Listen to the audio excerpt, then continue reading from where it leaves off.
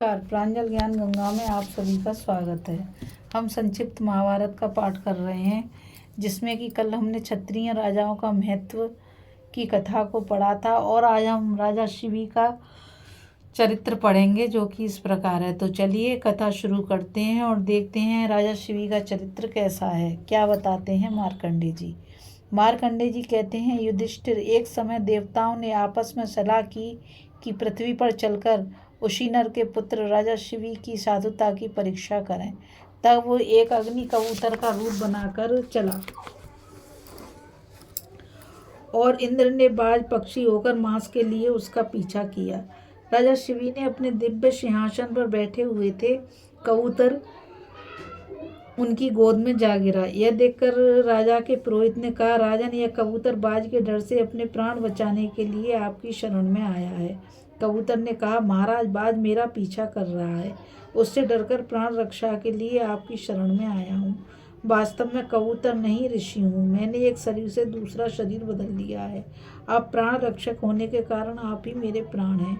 मैं आपकी शरण हूँ, मुझे बचाइए।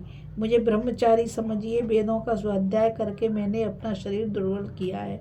मैं तपस्वी और जितेंद्रिय हूँ। आचार्य के प्रतिकूल कभी कोई बात नहीं कहता। मैं सर्वथा निष्पाप और निरपराध हूँ। अतः मुझे बाज के हवाले ना करें। अब बाज बोला, राजन, आप इस कबूतर को लेकर मेरे काम में विघ्न न डालें। राजा कहने लगे, ये बाज और कबूतर जितनी शुद्ध संस्कृत वाणी बोलते हैं, वैसी क्या कभी किसी ने पक्षी के मुख से सुनी है? मैं किस प्रकार इन दोनों का स्वरूप जानकर उचित न्याय करूं?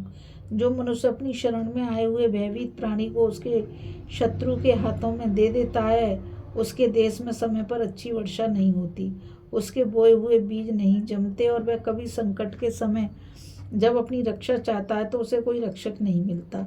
उसकी संतान भी उसकी नहीं सुनती। उसके पितरों को पितृलोक में रहने को स्थान नहीं मिलता। वह स्वर्ग में जाने पर वहां से नीचे ढकेल दिया जाता है।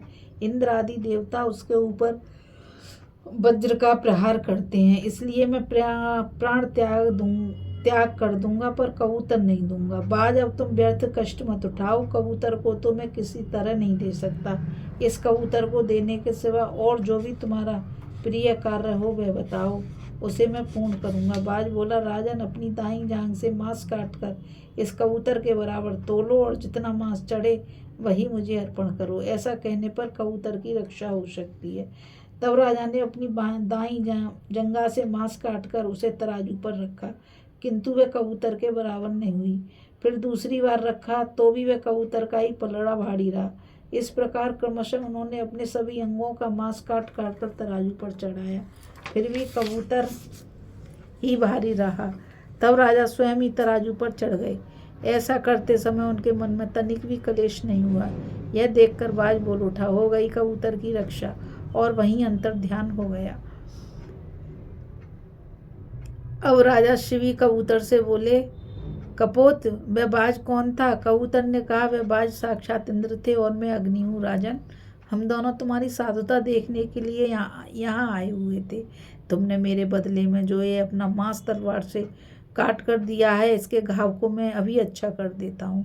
यहाँ की चमड़ी का रंग सुंदर और सुनहला हो जाएगा तथा इससे बड़ी पवित्र एवं सुंदर गंध निकलती रहेगी। तुम्हारी जंघा के चिन्ह के पास एक यशस्वी पुत्र उत्पन्न होगा, जिसका नाम होगा कपोत रोमा।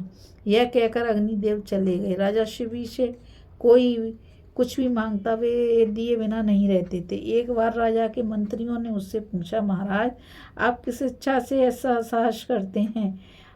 अदेय वस्तु का भी दान करने को उद्धत हो जाते हैं। क्या आप यश चाहते हैं? राजा बोले, नहीं, मैं यश की कामना से अथवा ऐश्वर्य के लिए दान नहीं करता, भोगों की अभिलाषा से भी नहीं। धर्मात्मा पुरुष ने इस मार्ग का सेवन किया है, अतः मेरा भी यही कर्तव्य है। ऐसा समझकर ही मैं यह सब कुछ करता हूँ। सत्पुरुष जिस मार्ग से चले हैं वही उत्तम है। यही सोचकर मेरी बुद्धि उत्तम पथ का ही आश्रय लेती है। मार्कंडे जी कहते हैं, इस प्रकार महाराज शिवी के महत्व को मैं जानता हूँ, इसलिए मैंने तुमसे उनका यथावत वर्णन कहा है। अभी हम कथा में राजा शिवी के चरित्र की कथा को सुन रहे थे। अब हम आगे कथा में दान के लिए उत्तम पात्र का विचार और दान की महिमा को पढ़ेंगे। इस कथा में बस इतना ही। मुझ गीता रावत को आज्ञा दीजिए। कल फिर मिलेंगे एक नई कथा के साथ। और मैं आप सभी से यही कहना चाहूँगी कि इस चैनल को ज़्यादा से ज़्यादा लाइक, शेयर और सब्सक्राइब कीजिए ताकि यह अमूल्य ज्ञान अधिक से अधिक लोगों तक पहुँच सके। राधे राधे। जय श्री कृष्णा। नमस्कार।